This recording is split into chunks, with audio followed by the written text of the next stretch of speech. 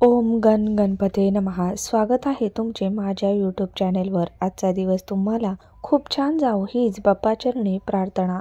आज 17 जानेवारी शुक्रवार या दिवशी वर्षातील पहिली संकष्टी चतुर्थी आलेली आहे. प्रत्येक महिन्यामध्ये चतुर्थी येत असते व प्रत्येक महिन्यामध्ये चतुर्थीचं वेगवेगळं असं महत्त्व असतं. पौष महिन्यातील संकष्टी चतुर्थी आलेली आहे, तर या चतुर्थीला तीळ चतुर्थी, तिळकूट चतुर्थी या नावाने ओळखले जाते.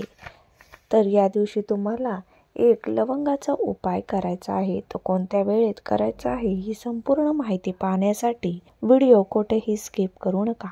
या दिवशी स्त्रिया भगवान गणेशाची पूजा करून आपल्या मुलासाठी, दीर्घायुष्यासाठी आणि यशासाठी बाप्पाची पूजा करतात. हे व्रत मुलांच्या प्रगतीसाठी अत्यंत महत्त्वाचे मानले जाते.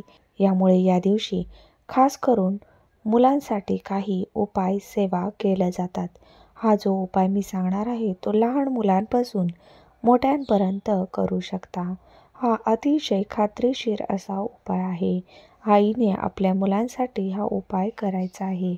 प्रत्येक आईवडिलांना आपल्या मुलांच्या उज्ज्वल भविष्याची काळजी असते. मुलांनी खूप शिकावं, मोठं व्हावं, प्रत्येक क्षेत्रात खूप प्रगती करावी, मुलांवरती कोणतेही संकट, दुःख येऊ नये अशी यासाठी आई वडील खूप प्रयत्न करतात. मुलं देखील प्रयत्न करतात, परंतु मुलांनी कितीही प्रयत्न केले तर यश मिळत नाही. मुलं चिडचिड करतात, हट्टीपणा करतात, आजारी पडतात. यासाठी तुम्हाला हा खास उपाय करायचा आहे.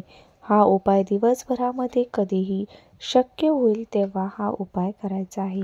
उपाय करण्यापूर्वी गणपती बाप्पाची विधिवत पूजा करायची आहे. गणपती बाप्पांना दुर्वा, जास्वंदाचं फूल, अक्षता, हळदी कुंकू वाहायचं आहे. त्यांच्या आवडते मोदक, गुळ खोबऱ्याचा नैवेद्य किंवा तिळाचा लाडू अर्पण करायचा आहे.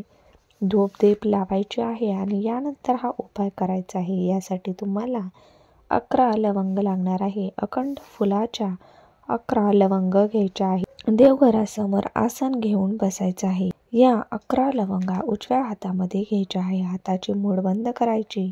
यानंतर तुम्हाला 11 वेळा गणपती अथर्वशीर्ष पठण करायचं आहे व त्यानंतर फलश्रुती बोलायची आहे. यातील 1 लवंग तुम्ही तुमच्या मुलांना खायला द्यायचे आहे. उरलेल्या 10 लवंगा एका डब्यामध्ये भरून देवघरामध्ये ठेवायचे आहे. दुसऱ्या दिवशी सकाळी उठायचं, स्नान करायचं, 1 वेळा गणपती अथर्वशीर्ष बोलायचं, 1 वेळा फलश्रुती बोलायची आणि दुसरी लवंग मुलांना खायला द्यायची आहे.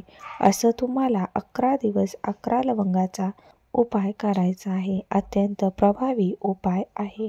तुम्ही मुलांसाठी नक्की करा. हा उपाय केल्याने मुलांच्या बुद्धीमध्ये वाढ होते, प्रत्येक क्षेत्रात यश मिळते, सर्व मनोकामना पूर्ण होतात. तुमच्या घरामध्ये 2 मुलं असेल तर 11 लवंगा वेगळ्या घ्यायच्या आणि 11 आणि वेगवेगळ्या सेवा तुम्हाला करायच्या आहे. तुम्हाला जो उपाय दुसरा सांगणार आहे तो सायंकाळी करायचा आहे. एक मातीची पंती घ्यायची आहे. गौरीचा तुकडा घ्यायचा आहे.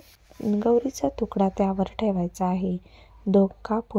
दोंकापूर्व 6 अखंड फुलाच्या लवंगा ठेवायच्या आहे व या प्रज्वलित करायच्या आहे. प्रज्वलित केल्यानंतर ओम गण गणपते नमः या मंत्राचा जप करायचा आहे.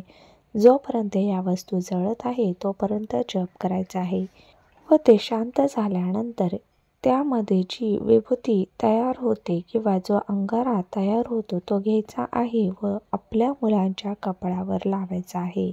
हा अंगारा तुम्ही लहान मुलांपासून मोठ्या मुलांपर्यंत रोज शाळेत जाताना, नोकरी व्यवसायासाठी बाहेर पडताना लावायचा आहे व उरलेला अंगारा डबीमध्ये भरून ठेवायचा आहे.